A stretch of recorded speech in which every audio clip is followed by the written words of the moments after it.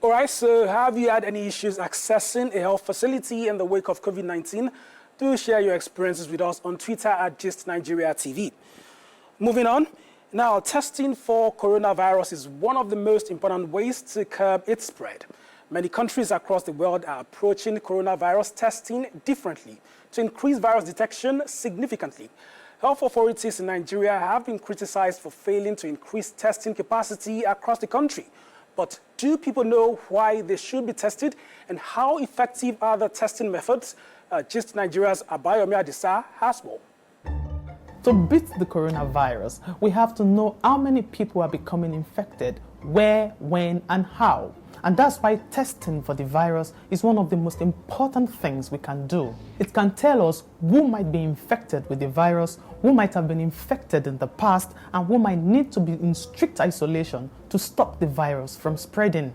There are two types of tests. The first type is usually a nasal swab to test for the presence of the virus, to find out if you are infected right now, even when you are not displaying any symptoms and you are feeling perfectly well. If you are infected, you can be isolated and treated if necessary, and the people you've been in contact with can be traced and tested as well. That way, we can stop COVID-19 from spreading so fast. Countries like South Korea and Germany tested lots of people earlier on in the pandemic. They seem to have been the most successful in keeping their death rate relatively low.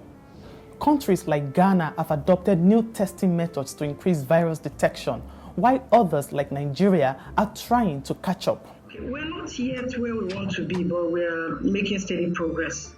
So as a country, we have decided to make use of a three-pronged approach in ramping up testing in Nigeria. So the first prong is to increase the number of molecular laboratories that we have across the country that can test for COVID-19. We started with 5, currently we have 25. The second prong is to make use of the same machine we use for the National AIDS Indicator and Impact Survey, a throughput machine that can test up to 3,000 samples at a go. We've reconfigured it and we are currently using it to test for COVID-19.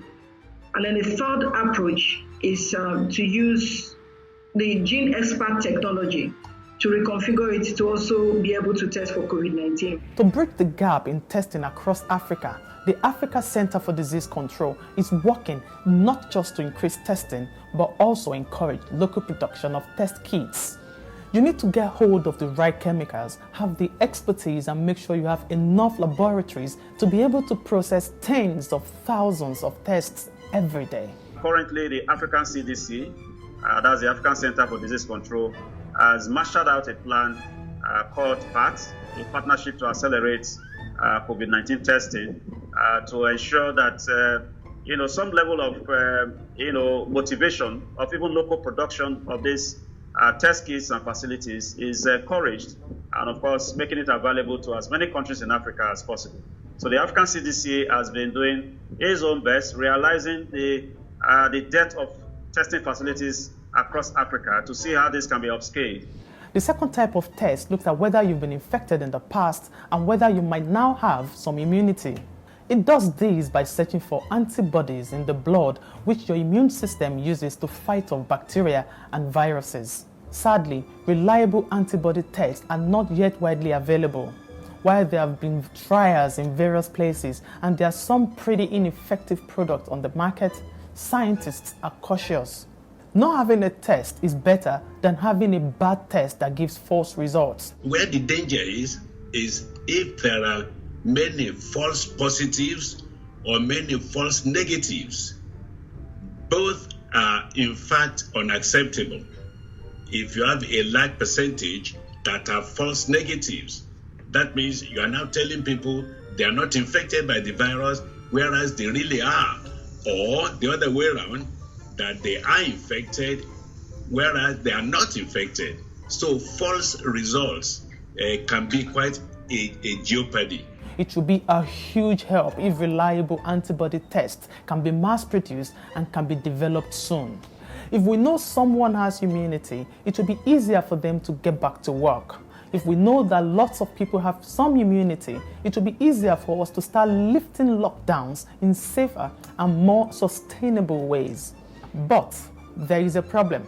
The presence of antibodies may provide some immunity, but not necessarily complete immunity, and it is still unclear how long any immunity might last. So, testing can help us put together data like the number of confirmed cases or the number of deaths in the context, but we are going to have to wait for some time before the vaccine for COVID-19 provides immunity. Until scientists crack that, testing is key to help us deal with this pandemic.